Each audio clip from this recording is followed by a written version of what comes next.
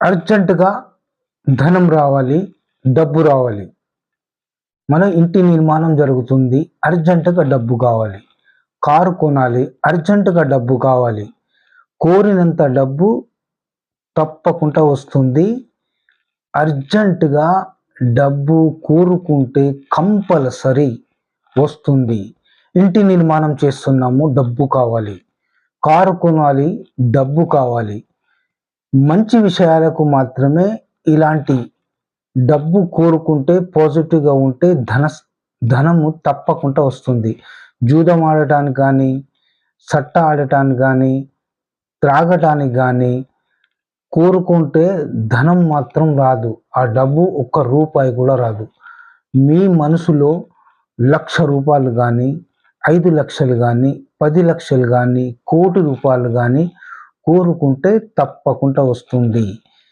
పేదవారికి 10,000, 20,000, 30,000, 1,00,000, 2,00,000. అదే ధనవంతులకైతే 1,00,00,000, 2,00,00,000, 3,00,00,000, 1,000,00,00,000 వరకు కూడా ధనం తప్పకుండా వస్తుంది.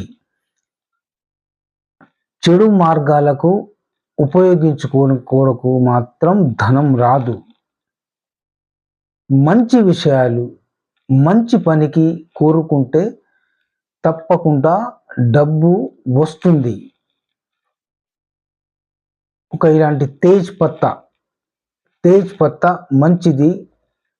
ఎలాంటి ఖరాబ్ లేకుండా మంచిగా ఉండాలి.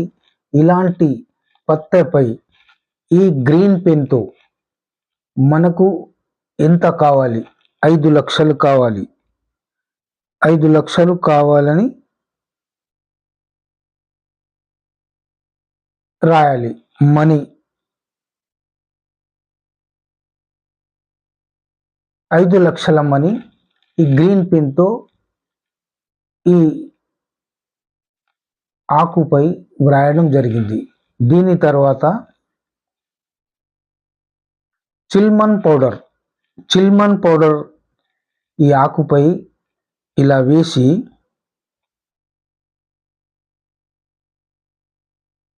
వేయడం వల్ల ఆకును పాన్ బీడలాగా మలిచి మంచి ఒక పువ్వు గల లవంగం తీసుకొని దీనికి పిన్ చేయాలి. పిన్ చేసి దీనిని ఒక చిన్న మట్టి పాత్రలో వేసి భీమ్సేన్ కపూర్